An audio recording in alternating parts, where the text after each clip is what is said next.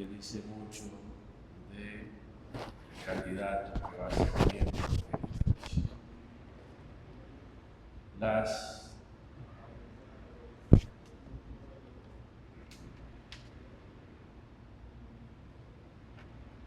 Las últimas veces que he presentado un candidato que va a ingresar a esta academia, siempre hago una pregunta. La hice para el ingreso de Colaria Bustamante, a los abogados, sobre si para ser buen abogado hay que ser buena persona. La hice para los economistas, diciéndole que si los economistas son neutrales o no ante los problemas de la sociedad. Pero en esta vez no voy a hacer preguntas, porque a veces se dice que cuando uno tenía todas las respuestas, le cambiaron las preguntas. Y es que luego que se pasa de la media rueda y uno tiene más de 4 décadas en una profesión, entiendo yo, no sé si le pasará a algunos, que me estoy volviendo más ignorante con respecto a todo lo que pasa en la sociedad y en el mundo. Lo que pasa en la doctrina, sus protagonistas y sobre todo con la materia penal. Una materia que le tengo cierta suspicacia, cierto temor. Cuando uno es estudiante, siempre quiere ser penalista, hasta que comienza a ir a los tribunales y ver la realidad. Hay materias que uno le tiene respeto por su doctrina, por sus protagonistas, por sus actores, como una situación de una obra muy antigua del doctor Henke y el señor Hay. Una bipolaridad que existe en el derecho entre lo que uno cree y lo que verdaderamente existe. Parte de lo que es el famoso populismo penal que hablará el profesor Jorge Prat, que tendría que ver, como plantean algunos italianos, con la realidad y con la verdad. Carneluti dice que el objeto del proceso es la fijación personal de los hechos, no la verdad. Es lo que Chiovenda llama la verdad procesal, no la verdad material. Sería para ellos lo que no esté en el expediente no estaba en el mundo. Lo que Tarufo dice, la verdad como condición de la justicia. Si el abanico este me deja terminar el discurso. Ferrajoli, en un libro prologado por Roberto Bobbio, Derecho y Razón, nos habla sobre el juicio penal. Dice, si una justicia penal completamente busca la verdad, constituye para algunos una utopía. Una justicia penal sin verdad equivale a una arbitrariedad. No quiero hablar mucho sobre los jueces, no solo porque soy juez, por lo menos hasta el mes de abril, sino porque mi hermana fue juez del Tribunal Internacional de la Haya, es penalista. El profesor Eduardo Jorge Prat es, sin lugar a dudas, el constitucionalista más completo y acabado en los últimos 50 años. rompe la frontera del derecho constitucional. Ese derecho constitucional que dábamos en las aulas de Mauricio Duverger como un derecho político. Lo recuerda, y él en una obra que trata sobre el tema habla de la discusión del constitucionalista Schmitt, si se pronuncia así, el autoritarismo, la lucha de Hitler, la lucha por la democracia, pero si se enseña a pensar históricamente, como dice Ofelia Berrido, o a pensar en la Constitución como un verdadero derecho común, como dice don Milton Ray Guevara, el profesor Eduardo, nos enseña en su obra constitucional los derechos sociales, los derechos económicos, la Constitución económica, los derechos fundamentales, la sociedad, a ver lo que ya he dicho que plantea don Milton, la Constitución como un todo, a pensar en una Constitución crítica, como dicen los españoles Carlos Martín, en una visión razonable, viva, apegada a principios y a valores, en una labor académica en el Instituto Dominicano de Derecho Constitucional y el Centro Otto de Estudio Constitucional, donde se han publicado numerosas obras. Él dice, y no lo tengo aquí, que los laboralistas son la clase jurídica que más se reúne o se han reunido en los últimos 30 años. Le añado 10 más, decía 20, yo le añado 30, 10. En los últimos 30 años. Pero yo diría que la labor que él ha realizado en esos institutos, en el centro de otros, no la ha realizado ningún investigador. Es más, para los que son ratones de biblioteca, sabrán que Rodríguez de Morisi es el documentalista más grande que ha dado el país. El documentalista más grande que ha dado el país es Rodríguez de Morisi. Ahora me pregunto, y se lo dejo de tarea, ¿cuál constitucionalista ha trabajado en más obras o la obra de derecho constitucional tiene la grandiosidad y la universalidad que tiene la obra de Eduardo Borges? Demuestra que sí se puede romper barreras y hacerlo bien. En una labor, una vida activa de articulista, profesor, escritor, abogado litigante. Les preguntaba a ellos sobre lo mismo que preguntan sobre mí. ¿Cómo lo puede hacer? No sé.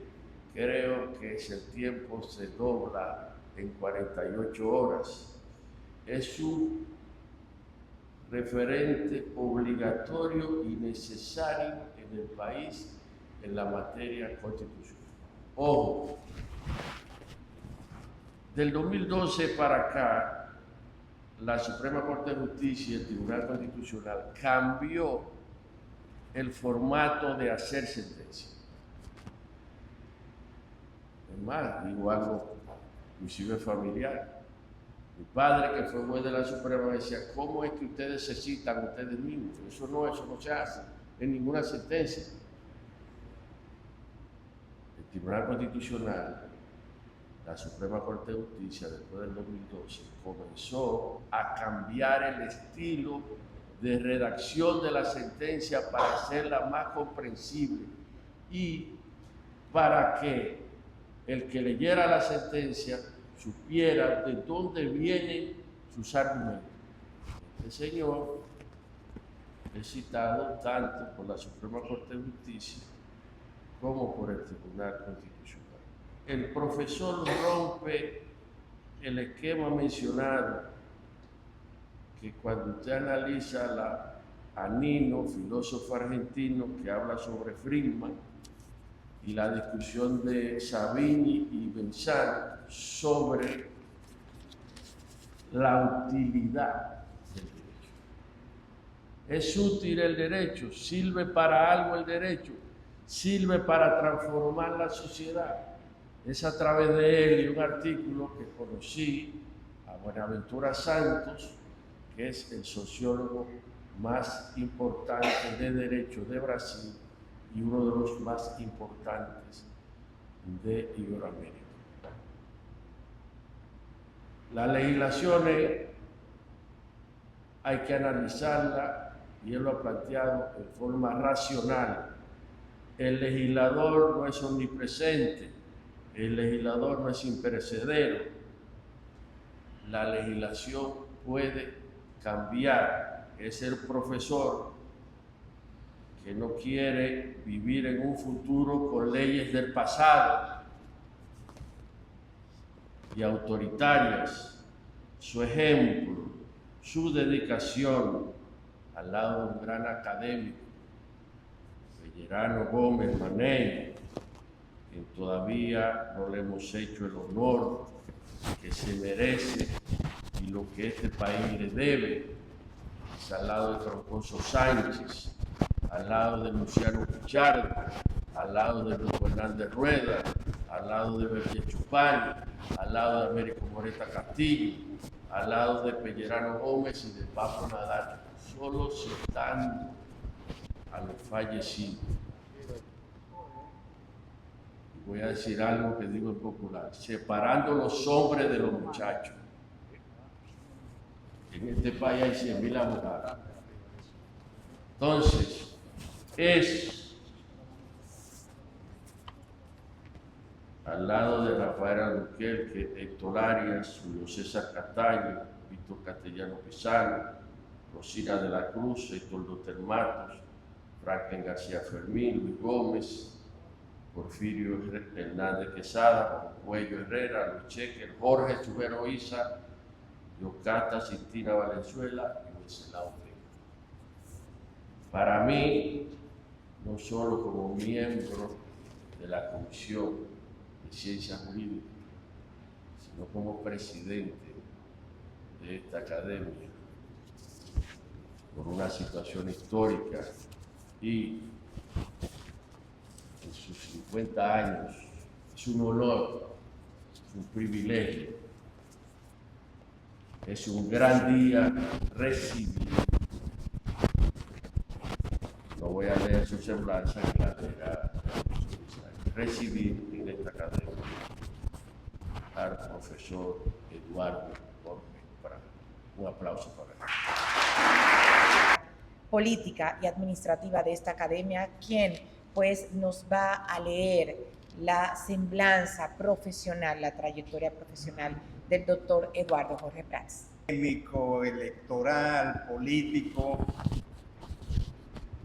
miembro de la familia, representante de la prensa. En mi condición de coordinador de la Comisión de Ciencias Jurídicas y con la anuencia de la presidencia, me da mucho gusto y va a ser un honor presentar ante este selecto auditorio la semblanza de mi querido amigo Eduardo Jorge Prats. Eduardo Jorge Prats es licenciado en Derecho de la Pontificia Universidad Católica Madre y Maestra, magna cum laude. Maestría en Relaciones Internacionales con concentración en Derechos Humanos de la New School for Social Research, en la actualidad New School University de Nueva York. Doctorando en Derecho, Universidad Externado de Colombia.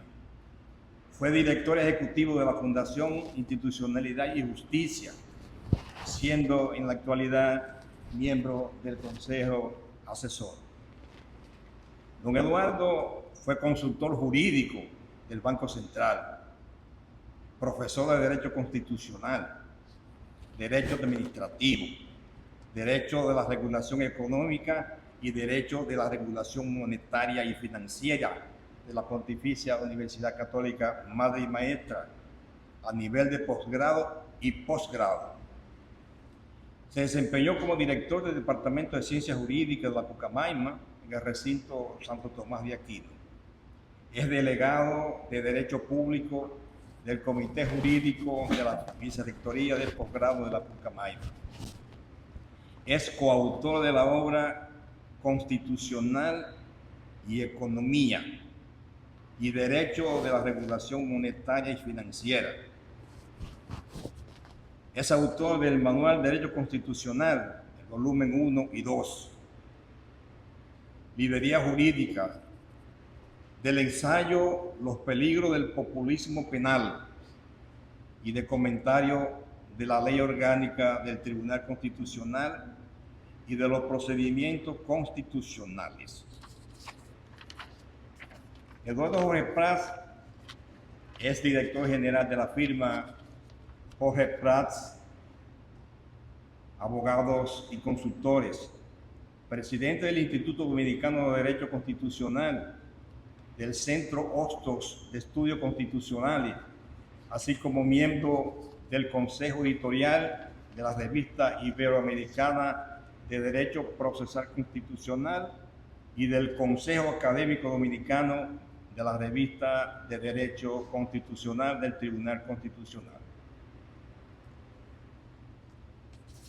El doctor Eduardo Jorge Prats, en su discurso de ingreso ante esta solemne asamblea, nos va a presentar una conferencia que lleva como título El garantismo constitucional frente al populismo penal.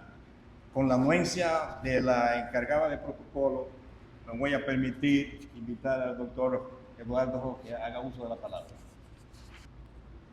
Excelentísimo señor presidente de la Academia de Ciencias de la República Dominicana, excelentísimos e ilustrísimos señores académicos e integrantes de la mesa directiva que me honran sobremanera con su presencia,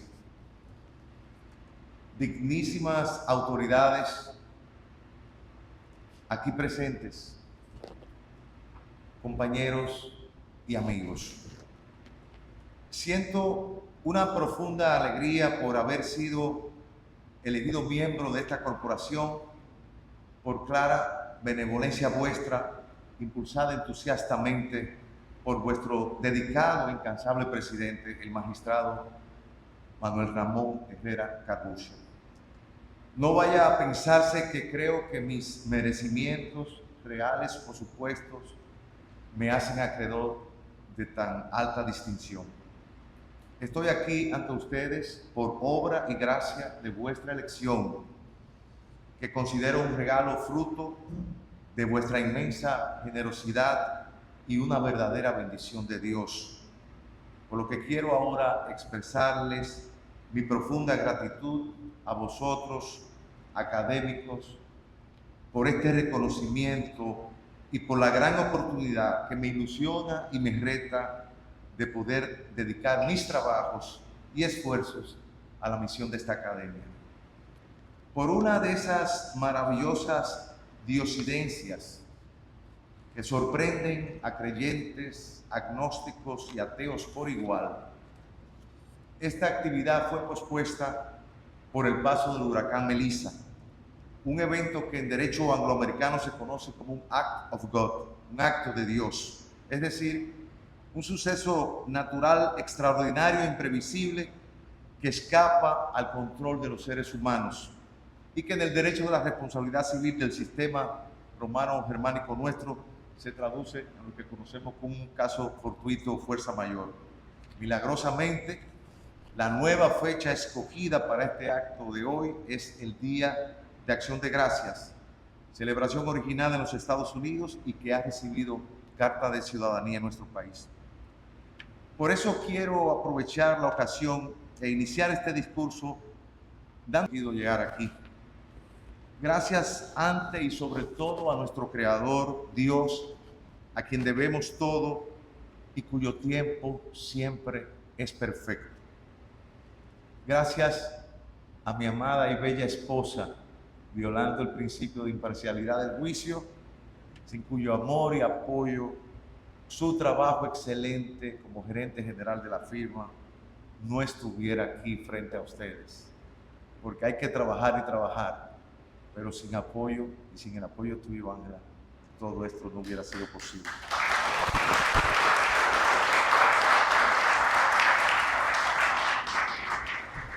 Gracias a mis padres, Pedro Jorge Blanco y Carmen Prats Cedeño, y mis hermanos Félix, Carmen, Dolores y Pedro Manuel. Y me acompañan esta tarde Napoleón y Ricardo Veras Prats, mis primos paternos, a quien le agradezco sobremanera su presencia. No se pongan guapos, voy a mencionar algunos, y los que no mencionen, ustedes son mis llaves míos, me lo perdonan. Gracias a mis grandes maestros en el Colegio de La Salle y posteriormente en la Pontificia Universidad Católica Madre y Maestra. Particularmente hoy quiero recordar con inmenso cariño y gratitud a mis profesores en la universidad, Adriano Miguel Tejada, Ramón García, Luis Veras, Artañán Pérez Méndez, Víctor José Castellanos, el profesor Víctor Joaquín Castellanos, Mercedes María Estrella, Rosina de la Cruz de Alvarado, el padre José Carlos Rodríguez, Guido Llenas, Luis Vila, Domingo Gil y Semíramis Olivo de Pichardo. Sin su labor de magisterio, hoy no pudiese yo estar parado ante ustedes. Hoy tampoco estaría aquí sin haber recibido las grandes enseñanzas de mi maestro de la práctica profesional y magisterial, Rosina de la Cruz de Alvarado, Juan Manuel Pellerano Gómez, Hipólito Herrera Pellerano, Emmanuel Esquea Guerrero, Marlon Portes, el padre Oribía de Concepción Reynoso y Milton Ray Guevara. Quiero también agradecer a mis mentores, Agripino Núñez Collado, mi tío Salvador Jorge Blanco, Eulogio Santaella, José Francisco Peña Gómez, Fran Moya Pons, Alejandro Grullón, Bienvenido Álvarez Vega, Fran Guerrero Prats, Atuey de Camps, Miguel Vargas Maldonado y José Cabrera. Agradezco particularmente a los presidentes Hipólito Mejía, Leonel Fernández y Danilo Medina por haberme dado la oportunidad de colaborar en su momento con ellos.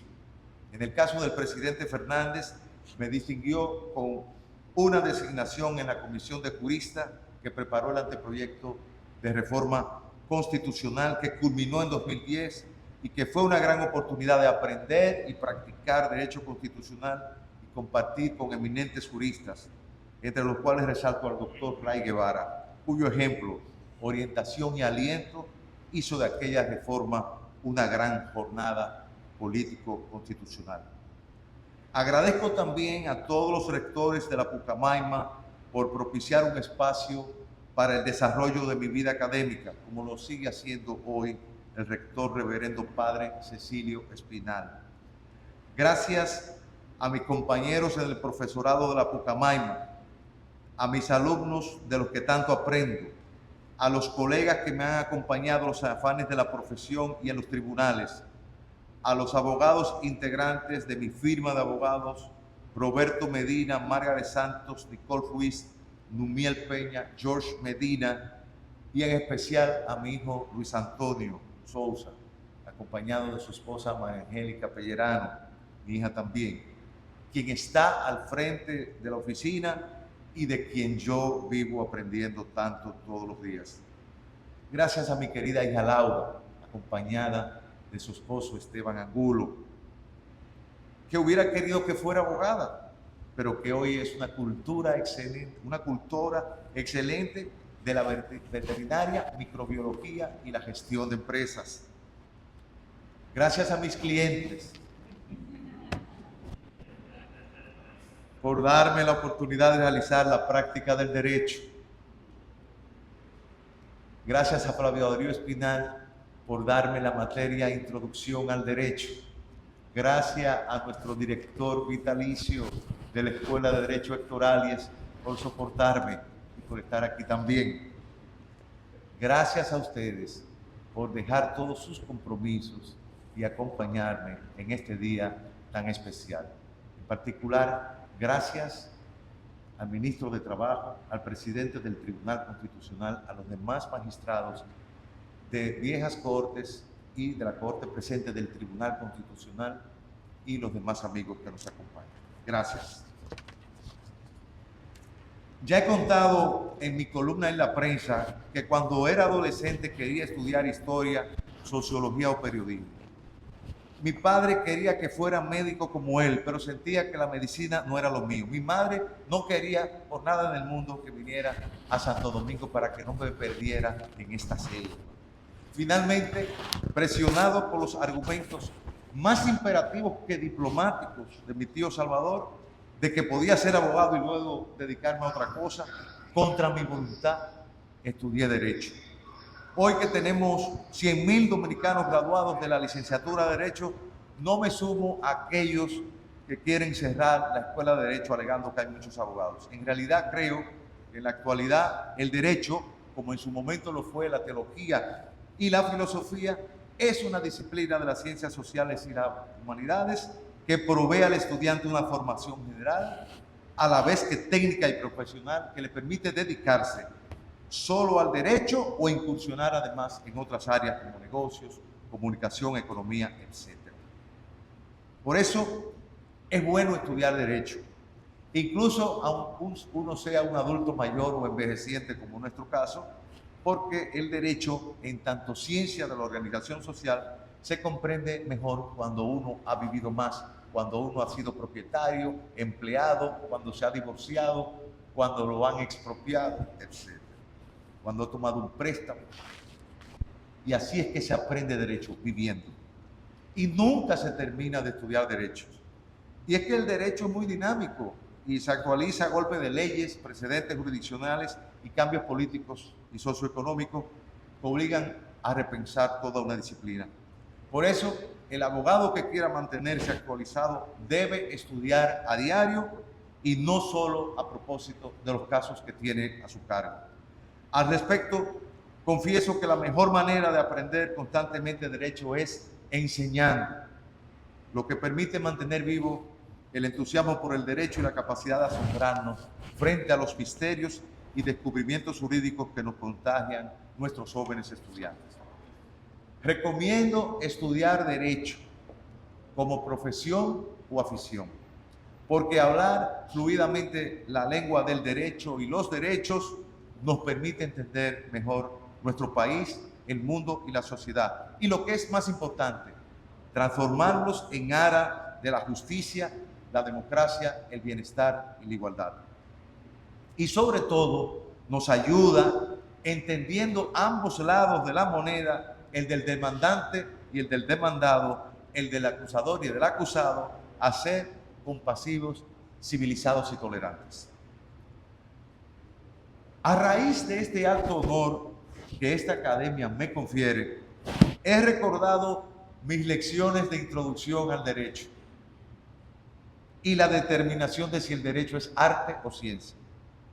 Que la Academia de Ciencias considere al derecho una ciencia al margen de que también sea el arte de lo bueno y lo justo, es un claro reconocimiento de que el derecho es ciencia en tanto, como bien nos recuerda Boris Stad, sistematiza para buscar las normas a aplicar en un tiempo y luego determinados a través de la literatura y las doctrinas jurídicas. Interpreta las normas y contribuye a la reforma de las mismas. Pero ¿cómo llegó el derecho a convertirse en ciencia? Responder esta pregunta nos lleva a conocer una historia de amor, unión, separación y conflicto que todavía permanece.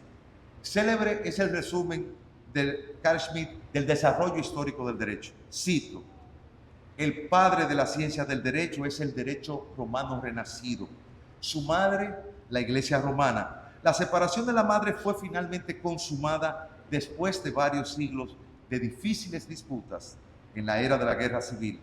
La niña se quedó con su padre, buscó una nueva casa y la encontró en el Estado. La dolorosa separación se logra cuando, tras interminables guerras religiosas subsecuentes a la Reforma Protestante, un grupo de juristas buscando alejar a los teólogos de las cuestiones temporales y terrenales, se unió alrededor de un eslogan: que se callen los teólogos, lo que exhortaba a los teólogos a no salirse de los límites de su ciencia en búsqueda de problemas que estaban fuera de su competencia, como era el caso de los asuntos jurídicos. Paradójicamente, la emancipación de los juristas de la tutela teológica se logró a través de la secularización de ideas teológicas, lo que condujo a Schmitt a proclamar que todos los conceptos centrales de la moderna teoría del Estado son conceptos teológicos secularizados, como se demuestra con los atributos del poder constituyente, que son los mismos de la divinidad, o cuando se equipara el estado de excepción con el milagro como un fenómeno excepcional. En todo caso, el desplazamiento de los teólogos del Estado gracias a la separación Iglesia-Estado y a la consecuente secularización condujo al privilegio de los juristas, es decir, que estos últimos ocuparan las funciones del Estado y a que la formación de los funcionarios estatales fuera básicamente jurídica. Pero con la revolución industrial llegó la hora de los técnicos, los administradores, economistas, los politólogos, ingenieros, mercadólogos, y con ello la aparición del jurista incómodo. Es el momento en que los juristas del Estado no les queda otro camino que ser relegados y refugiarse en una suerte de unidad departamental para la prevención de incidentes, donde actúa como consultor. En esta hora, desde la politología, la sociología, la economía, la mercadotecnia política y las demás ciencias, y como bien advertía Schmitt, son los juristas quienes reciben una llamada al silencio. Los técnicos de los monopolizadores del poder y del derecho podrían gritarle ahora: cállense, juristas. Para estos técnicos, como diría Henry Kissinger, lo ilegal lo hacemos inmediatamente. Lo inconstitucional toma un poquito más de tiempo. Pero llega de nuevo la hora de los juristas, no solo por el creciente control jurisdiccional de los actos del Estado, especialmente de la administración, sino por el redimensionamiento del control de la actividad estatal, tanto a nivel administrativo como jurisdiccional, gracias a la reglamentación del procedimiento administrativo, la constitucionalización de el compliance y el reconocimiento de la buena administración y del debido proceso administrativo. Surge entonces el jurista de Estado, no solo como un defensor del Estado, sino sobre todo como auxiliar de una administración centrada en la persona y sus derechos. El jurista se vuelve técnico, pero técnico de un Estado de derecho constitucionalizado y organizado para la limitación del poder y la defensa de los derechos. Pero, atención, el jurista no se confunde con el técnico o el científico o el politólogo o el economista. El mismo Carl Schmitt lo declara: no deseo ser algo distinto. Soy jurista, en ello persevero y moriré como tal, con toda la desdicha que comporta. Reconociendo el desprendimiento de la política y del derecho de la teología, afirma: yo soy un jurista y no teólogo, un científico desteologizado de primer grado que siempre ha hablado como jurista y en consecuencia ha hablado y escrito en realidad solamente a juristas y para juristas. Y orgullosamente proclama Schmitt: soy el último representante consciente del Ius Publicum Europeum, su último profesor e investigador en un sentido existencial. Las garantías constitucionales. En derecho constitucional, durante siglos, se han usado indistintamente los términos derechos, derechos humanos, derechos individuales, garantías constitucionales, garantías individuales, derechos fundamentales para denominar las prerrogativas que las personas tienen frente al Estado y los particulares y que los protegen contra las intromisiones en su vida en su integridad y en su libertad. La Constitución, sin embargo, que siempre digo, es una Constitución 5G, última generación, desde su reforma en 2010, distingue claramente entre derechos y garantías y establece que la Constitución garantiza la efectividad de los derechos fundamentales a través de estas garantías fundamentales.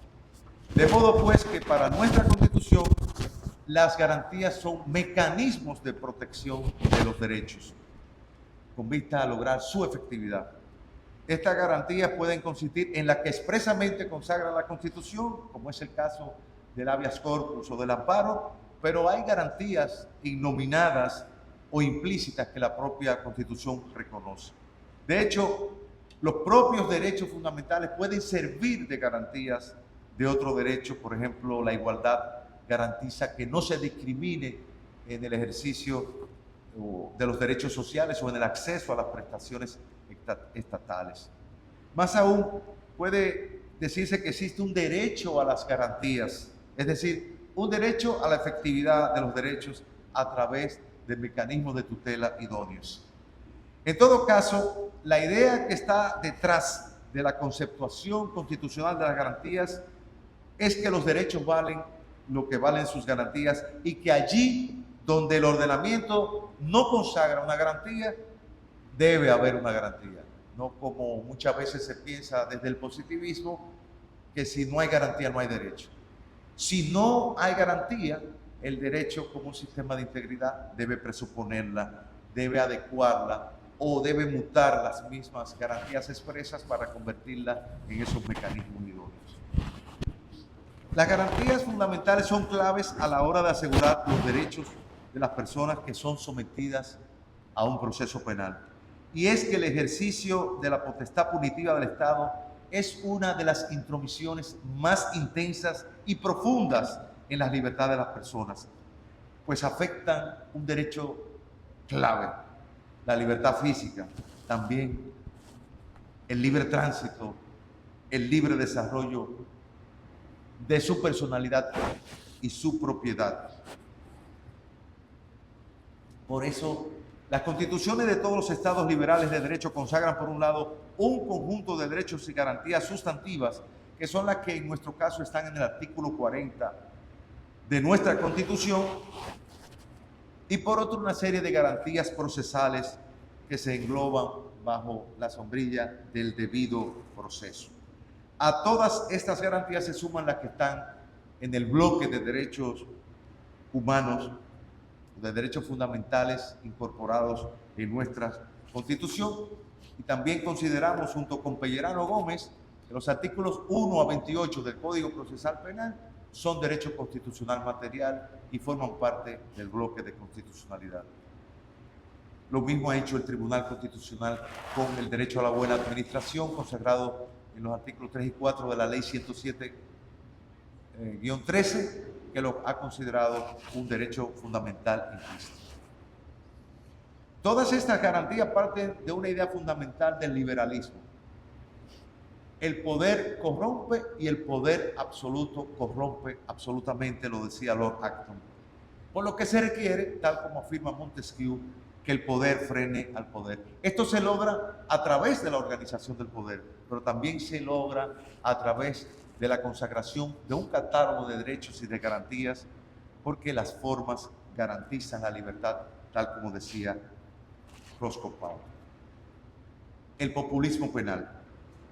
El populismo penal alude a la estrategia que despliegan todos los actores políticos del sistema cuando hay problemas de que se percibe que hay inseguridad ciudadana, y consiste en calmar el clamor popular mediante apelaciones al aumento de las penas, la disminución de las garantías y una serie de leyes que luego no tienen un impacto real en la prevención y disminución del delito.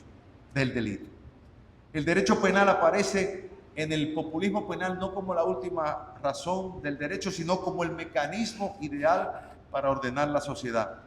Por eso se sancionan los delitos bagatela, hasta aquellas conductas que bastaría con reprimirlas civil o administrativamente para que se alcancen los objetivos de pacificación del ordenamiento. ante este populismo penal, solo podemos insistir en que desde el derecho penal no es posible cambiar la sociedad. A fin de cuentas, no puede haber fundamento jurídico de la pena a nivel nacional como no puede haberlo de la guerra en el plano internacional. Por eso el derecho penal solo puede tener por misión humanizar la acción punitiva del Estado. Su función es y solo puede ser limitar el poder punitivo del Estado y evitar que éste termine erosionando las garantías últimas del Estado de Derecho.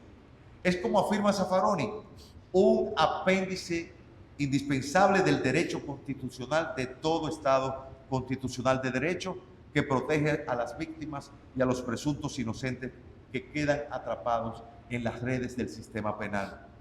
Para entender el populismo penal de nuestros tiempos debemos acudir a Luigi Ferrajoli. Es el jurista vivo más importante de la corriente filosófica y jurídica del garantismo, tal como atestiguan sus grandes obras Derecho y Razón y Principia Iuris, Teoría del Derecho y de la Democracia, ideas que han impactado la doctrina, la jurisprudencia y la legislación en toda Iberoamérica. Hace poco publicó Justicia y Política, Crisis y Refundación del Garantismo Penal, donde afirma la necesidad de refundar la teoría del garantismo penal más allá de las penas y a través de un garantismo constitucional que asegure los derechos sociales y los demás derechos, tanto a escala nacional como transnacional. Para el jurista italiano, la popularidad que alcanza la jurisdicción penal promovió el activismo, el protagonismo y el narcisismo de muchos magistrados hasta la pérdida de la imparcialidad y de la predisposición a la duda, que es uno de los principios de la deontología. La historia ha mostrado la precariedad de la popularidad de los fiscales adquirida en sus investigaciones y el carácter ilusorio y destinado al fracaso de la tentación de sustituir la legitimación garantista por la legitimación impropia del consenso popular, que mina en raíz la credibilidad de la jurisdicción, su imparcialidad y su independencia. Para Ferrajoli, la crisis del garantismo penal se debe al populismo penal.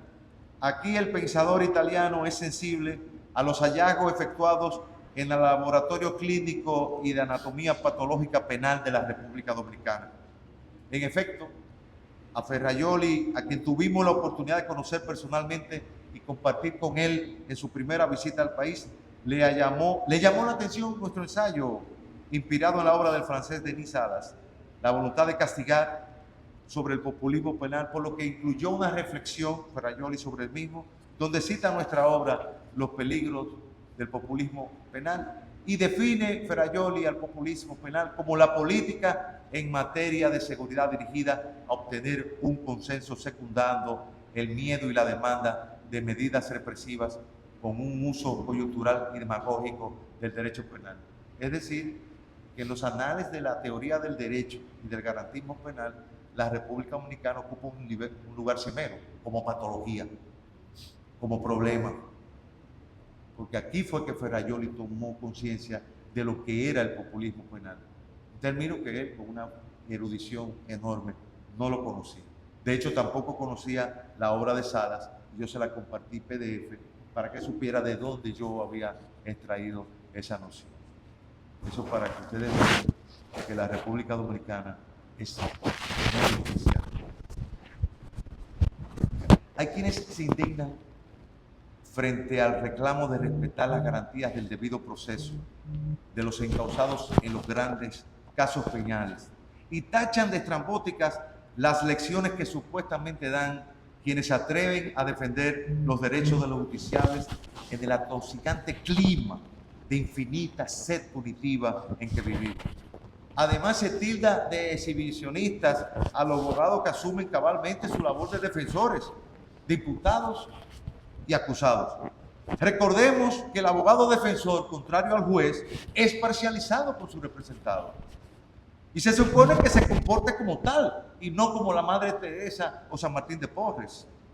Por eso, el defensor es el mejor amigo de su defendido porque lo defiende aunque no cree en él. Y va al proceso penal parafraseando a Cantinflas, como lo que es decir, como abogado y no como caballero, adoptando incluso una estrategia de ruptura en la senda del gran Jacques Vergès. En ese sentido, tutelar los derechos de los presuntos inocentes es el objetivo fundamental de toda legislación procesal penal. Las víctimas ya están protegidas por el Código Penal, por la tipificación de los delitos, mientras que la legislación procesal penal debe proteger al encausado, al justiciable, de la violencia del poder punitivo del Estado. Por eso, con justa razón, el Código Procesal Penal, y esto hay que proclamarlo con orgullo y sin tapujos, es el código del delincuente. Así debe ser, y debe eso proclamarse y defenderse. Lo dice Pablo de Lora: incluso el ser humano más abyecto puede tener una pretensión legítima. Al más abominable de los asesinos en serie se le concede disfrutar de un último helado en su última cena en el corredor de la muerte. Como afirma Andrés Rosler, citando a Guillermo Durando, incluso al diablo, si está en juicio, no se le niega la defensa. Lamentablemente, cuando se tiene a un juez, al fiscal, a la víctima, a las redes sociales y a la prensa como acusadores, realmente necesitamos a Dios como abogado. No se quiere una justicia respetuosa del debido proceso exclusiva para los ricos y poderosos. No, lo que se pretende es acabar con la igualdad ante el atropello. Vamos a violarle los derechos a todos, sean pobres o ricos, débiles o poderosos, en lugar de reclamar el respeto a los derechos de todos, sin distinción. Digo más, aunque sea políticamente incorrecto, si los tutupotes no tienen derechos, mucho menos tendrán pobres, que para mucha gente no son gente. Este antigarantismo ya tiene un efecto expansivo en otros ámbitos y va a perjudicar a la gentuza, es decir, a todos los despreciables, no importa su nivel socioeconómico, siempre y cuando estén equivocados por el hecho de ser políticamente minoritarios. Lo han sentido siempre los pobres negros y feos, acusados de estar acusados. Lo sentirán luego también los empresarios en las extinciones del dominio, en la responsabilidad penal de las empresas, en el derecho económico y en los procedimientos administrativos sancionadores. El estado de cosas penales inconstitucional, el pecado estructural de nuestro sistema penal, las penas ilícitas. Hay un magnífico librito del maestro Zaffaroni intitulado Penas ilícitas, y que, como su título indica, aborda uno de los problemas neurálgicos del derecho penal, el de las penas ilícitas. Esta obra puede ser resumida del modo siguiente: el punitismo demagógico y populachero de los medios dominantes legitima las muertes extrajudiciales causadas por agentes parapoliciales, el aumento de presos preventivos y condenados provenientes en base a una selección criminalizante construida conforme a estereotipos configurados históricamente en el imaginario social de los moradores de barrios precarios, los slums de nuestras ciudades, villas miserias, favelas, pueblos jóvenes, y que están encerrados en cárceles de condiciones infrahumanas, controladas por la criminalidad organizada y que se constituyen en lugares de tortura y reproductores de violencia y delincuencia. Para Zaffaroni, estas penas son ilícitas. Estas penas son penas ilícitas ordenadas por los jueces, pues cada vez que un juez envía a una persona a una prisión degradada, está imponiendo una pena ilícita, conoce el estado de la prisión y él no puede alegar ignorancia, está actuando con dolo. Los jueces entonces serían autores inmediatos de torturas y hasta de homicidio, incluso valiéndose de autores directos amparados por eximente. Además, devendrían cómplices de ilícitos internacionales que hacen responsable al Estado. Se trata de penas que violan el principio de proporcionalidad, pues, cito, la pena de prisión preventiva implica un determinado tiempo de sufrimiento adecuado a la culpabilidad por el hecho, pero si el sufrimiento es mucho mayor, ese tiempo de sufrimiento superior quiebra la proporcionalidad y viola el correspondiente principio republicano. Se le está infligiendo a la persona un sufrimiento que no fue calculado por el legislador en el código al momento de establecer el tiempo de la duración de la pena de prisión. La solución: Zaffaroni propone imponer la prisión preventiva de modo excepcional, ya lo dice nuestra Constitución, y reducir proporcionalmente las penas de los condenados. De este modo, al no incrementar innecesariamente el ingreso de personas a las prisiones y paralelamente reducir proporcionalmente las penas de los ya presos, se iría provocando una paulatina reducción de la población penal hasta lograr, por la mera acción de los jueces, que ésta alcance una aproximación tolerable en relación a la capacidad de cada establecimiento penitenciario. Como se ve, Zaffaroni coincide plenamente con Ferrajoli, pues su planteamiento dogmático no tiene ninguna necesidad de exceder los límites del puro positivismo jurídico, porque lo que antes se buscaba supralegalmente hoy está incorporado en la ley constitucional e internacional. No os desesperéis, ya estamos terminando.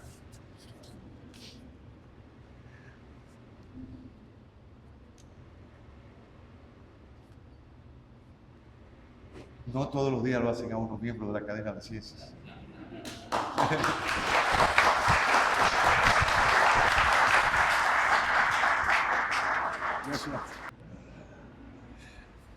A Hannah Arendt debemos el concepto de banalidad del mal, que describe cómo un sistema de poder político trivializa el exterminio de seres humanos gracias a un procedimiento burocrático llevado a cabo por funcionarios incapaces de pensar en las consecuencias éticas y morales de sus propios actos.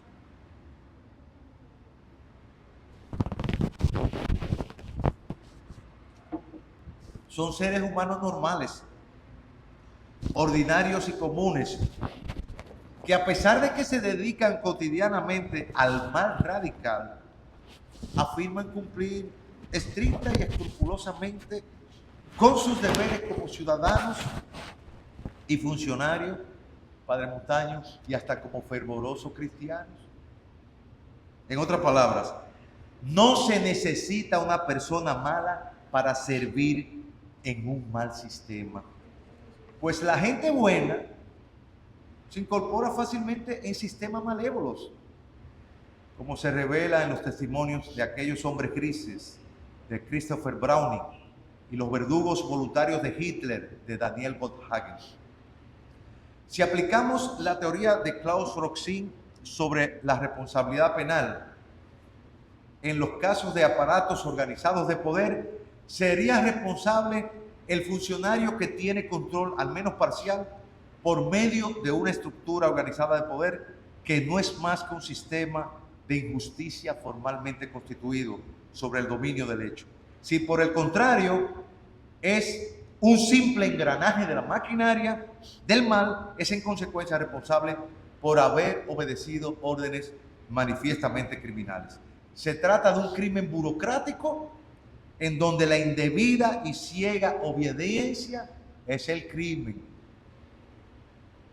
Se puede afirmar que desde hace décadas el sistema penal dominicano es incapaz de controlar las pulsiones autoritarias del poder punitivo estatal, pues el populismo penal ha venido erosionando paulatina pero progresivamente las garantías constitucionales y legales. Lo que es ostensible, por solo citar un ejemplo, en el hecho de que a pesar de que normativamente las medidas de coerción deben ser excepcionales y proporcionadas, siendo la libertad la regla y la libertad de excepción se vienen imponiendo automática y ciegamente, al margen de la existencia de uno de sus presupuestos: peligro de fuga, peligro para la prueba, protección de la víctima, conduciéndonos entonces al estado de cosas inconstitucional de la crónica de una coerción anunciada en que vivimos. ¿Y cuál es la responsabilidad de un juez en un sistema malévolo como este? Diabólico. Si partimos de la independencia formal del juez, se diría que éste tiene control del proceso.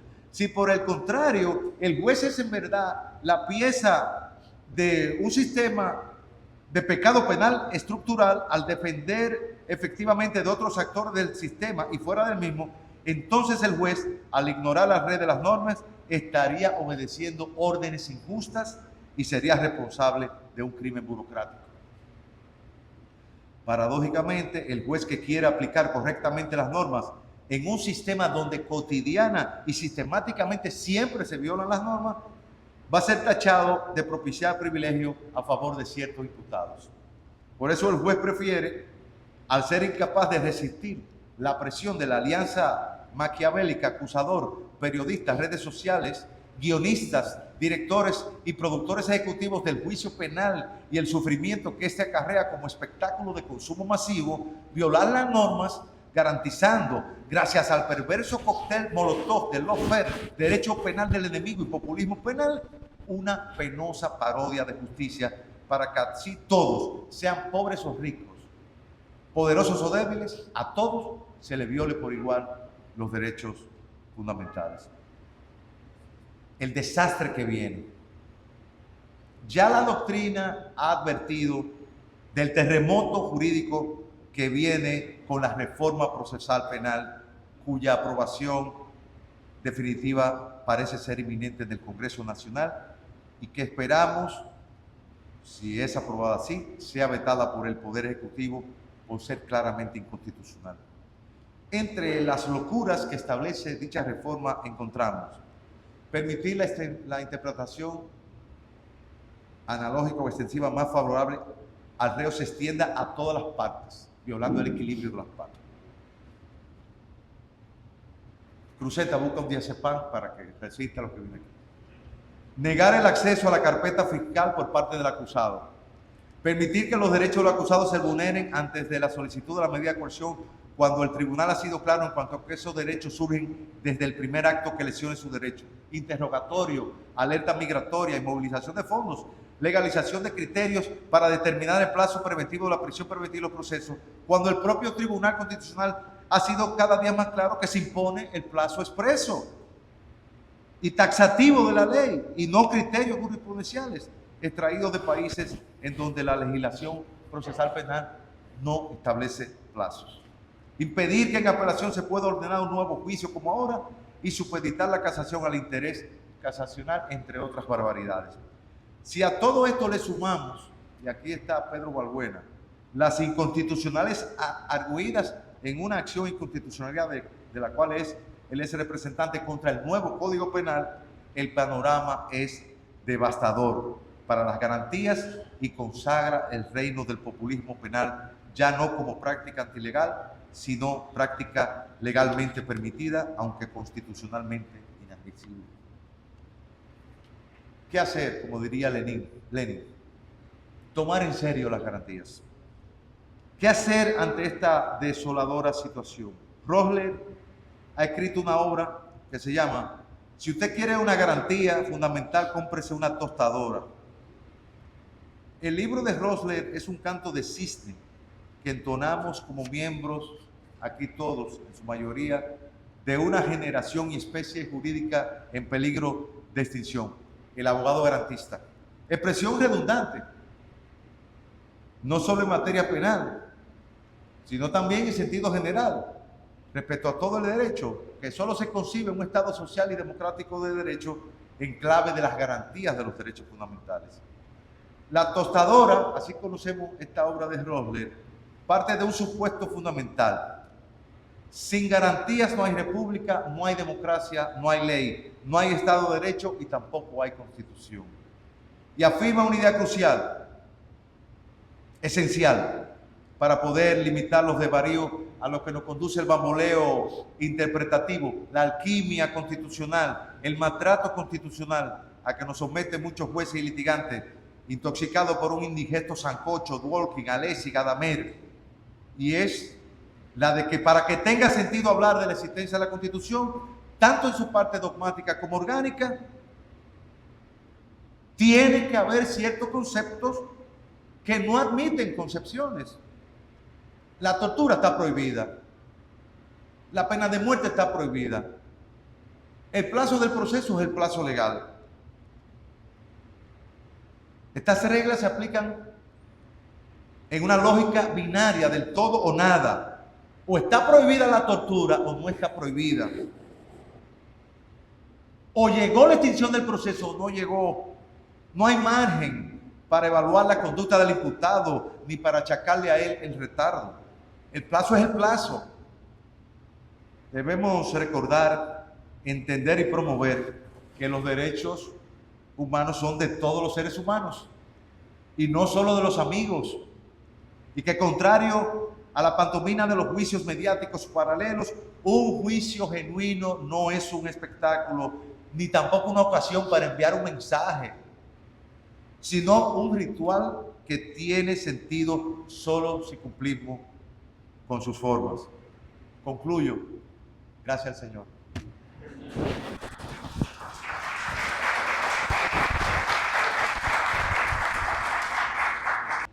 Y que debe haber una constante lucha por sostenerlas. Hemos tenido la suerte de vivir en un modelo altagraciano de nuestra Virgen, de estabilidad política y estabilidad económica, aunque hay que seguir trabajando por una economía más próspera y una sociedad más justa. La última reforma constitucional propiciada por el presidente Luis Abinader, como señalan expertos internacionales de la talla de José Ignacio Hernández, es atípica en la región porque procura fortalecer la democracia y combatir el continuismo. Es República Dominicana, por tanto, un verdadero oasis en la región. Pero no nos duramos en los laureles. Camarón que se duerme se lo lleva a la corriente. Tenemos que seguir trabajando para consolidar la democracia constitucional. Ello es tarea no solo de los políticos, sino también de todos nosotros los ciudadanos, para que tengamos una constitución viviente que respire, transpire, camine y se enraice como sentimiento compartido por todos los dominicanos decididos a adoptar un verdadero patriotismo constitucional. ¡Que viva la República Dominicana! Dios, patria y libertad. Que Dios les bendiga. Muchas gracias.